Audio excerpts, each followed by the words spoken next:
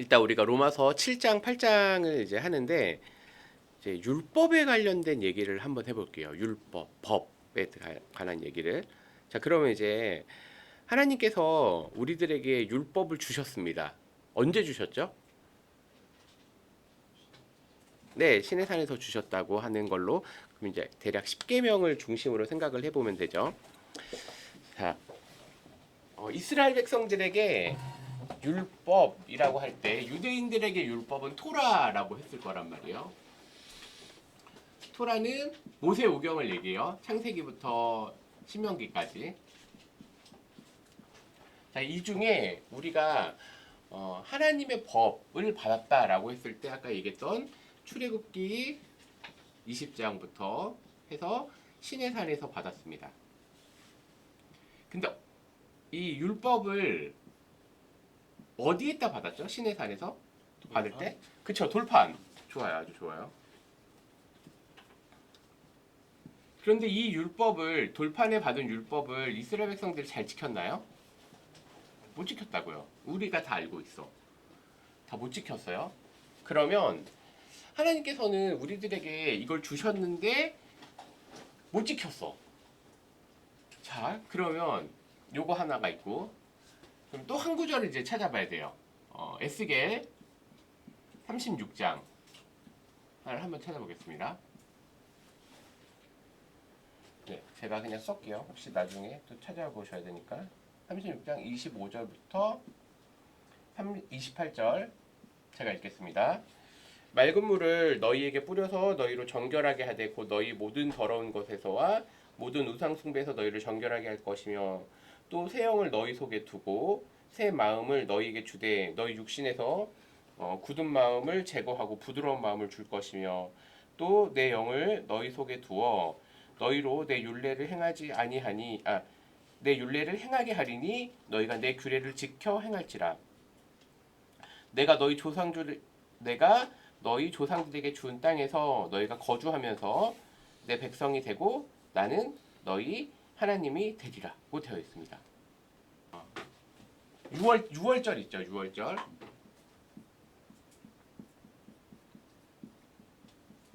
6월절 날 6월절 날 출애굽기 12장 이제 구원의 사건이 있고 여기에서 이제 우리 10가지 재앙이 포함되죠. 10재앙. 10번째 게 6월절이고 그래서 첫째를 죽이고 말고 이제 요런 거 있고 그런 다음에 이제 여기서 출애굽 사건이 나죠. 그다음에 홍해를 건너고 시내산으로 가죠.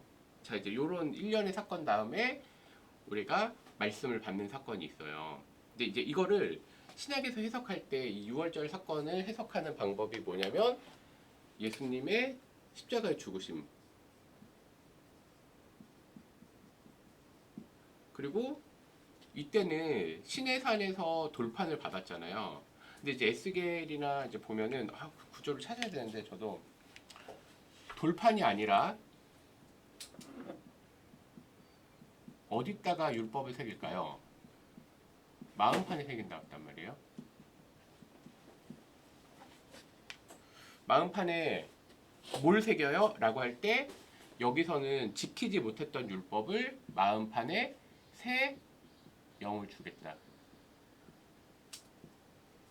새 영은 즉 이스라엘 백성들이 지키지 못했던 거를 마음판에 새 영으로 해서 너희로 하여금 이 말씀을 지키게 하겠다는 거거든요. 6월절 사건이 있고 나서 시내산에서 우리는 말씀을 받아요. 말씀을 받는데 이걸 지키지 못했단 말이에요. 그런데 이것들을 죄의 문제가 해결될 거를 예언을 하는 거거든요. 선지서들은. 근데 어떤 걸 예언해요? 예수님의 죽으신 사건 그리고 동시에 성령을 주실 사건. 그러면 이게 신약에 와서 예수님의 십자가의 죽으심과 부활하심 그리고 사도행전에 보면 성령이 오시죠. 그래서 우리가 어떻게 돼요? 성령께서 우리의 삶을 이끌어 가시는 걸로 돼요. 요거를 이제 바울이 설명하기는 로마서 7장 8장에서 해석을 하는 거예요. 뭐냐면 율법이 있어요. 근데 율법은 물론 또 율법과 율법주의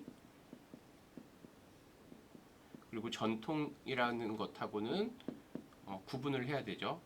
장로들의 전통 혹은 유전 이거하고 구분이 돼야 돼요. 그렇지만 우리의 힘으로서 할 수 없는 거를 예수님으로 말미암아 할 수 있다라고 하는 거는 결국 성령을 의지해서 순종하게 되는 거거든요. 그럼 사도행전 아니 로마서 7장에서는 말하고 있는 율법은 선한 건가요? 선하지. 왜냐면 하나님께서 주셨으니까. 그런데 율법은 우리를 구원하는 역할이 아니에요. 율법은 우리의 죄를 드러내는 사건이에요. 그리고 하나님의 기준이 무엇인지 알려줘요. 우리가 배웠죠. 로마서에서.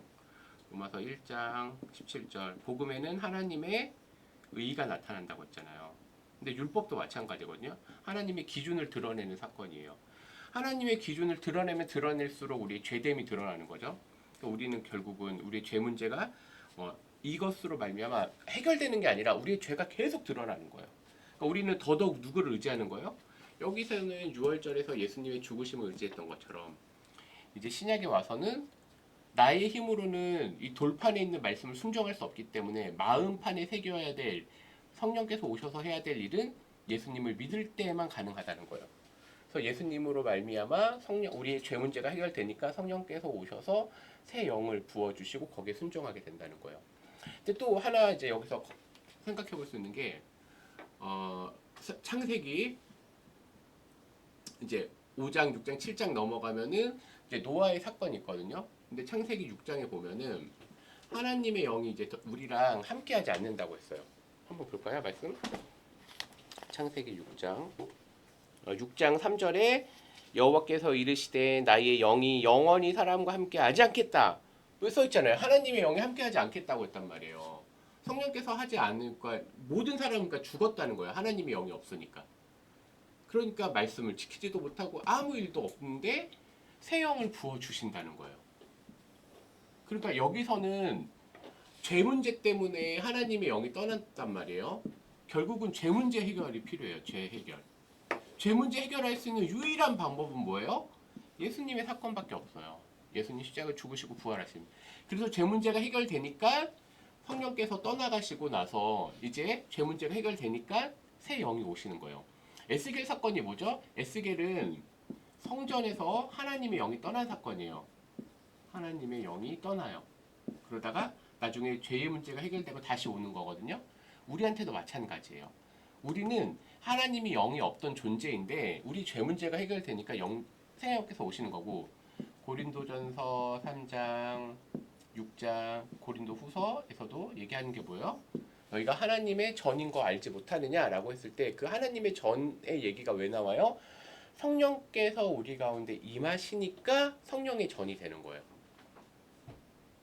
그러니까 우리는 거기에 이제 의거해서 로마서 8장을 이제 해석을 하면 어떤 부분들이 있을까요? 그래서 철저하게 성령을 의지하는 것에 대한 얘기를 하는 거예요. 성령을 의지해야지만. 그러니까 우리가 지금 먼저 큰 그림을 그리고 7장, 8장을 보는 거예요. 혹시 질문 있나요? 근데 하나님이 율법을 주시고 네. 사실 이스라엘 백성들이 다 못 지켰으니까 네. 하나님이 그 속죄제나 네. 뭐 그런 어떤 그 죄의 어떤 해결 방법을 주셨잖아요. 맞아요. 그래서 사실은 유대인들이 그런 것들을 잘 이행했을 때 네. 그러니까 율법을 유대인들도 100% 다 지킬 수 없다고 생각을 했고 그래서 네. 하나님이 제사의 방편을 주셨고 네. 그래서 그런 것들이 잘 됐을 때 네. 문제가 없다고 생각을 할 수 있을 것 같은데 맞아요. 거기서 오류가 난 거죠. 예, 예. 맞아요. 근데 지금 바울은 그런 설명은 안 하고 이제 율법은 선하다. 근데 어쨌든 그 이제 성령님의 그런 것들로 이어지잖아요. 그러니까 제사의 어떤 이런 부분은 전혀 나오지 않고 그런 부분도 로마서에서 나올까요? 제사. 제사에 관련된 건 도리어 로마서보다 히브리서.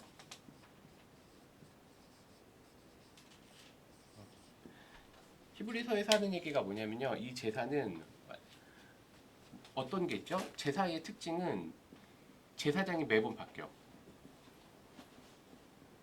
그리고 제물도 맨날 바뀌어.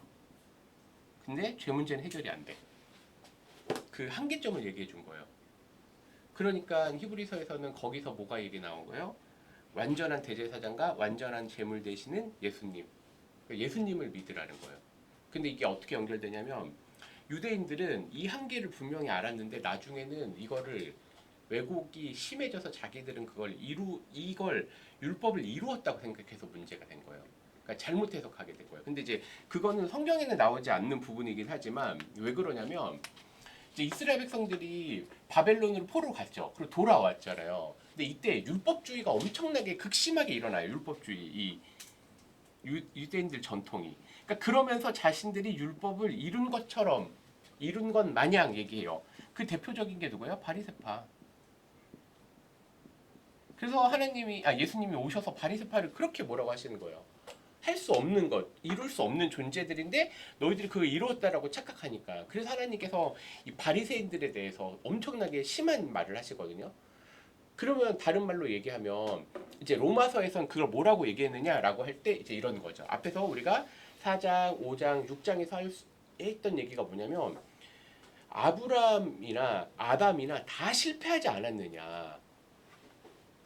너희들 유대인들 지금 니네들 착각하고 있어. 앞에서 얘기한 건 아브라함도 실패하고 아담도 실패했던 그리고 너희들이 그걸 따르고 있는 사람들인데 너희들이 이루고 착각했다라고 하는 얘기예요. 이 제사 얘기는 빠졌지만 제사 얘기는 도리 히브리서를 보면 되고 율법에 이걸 지키지 못했는데 지키고 있다라고 착각하는 걸 지적하면서 그 뭐가 유일한 해법이죠? 예수님밖에 없다는 거예요. 이제 그렇게 넘어가는 거죠. 일단 오늘 일단 여기서 일단 정리를 할게요.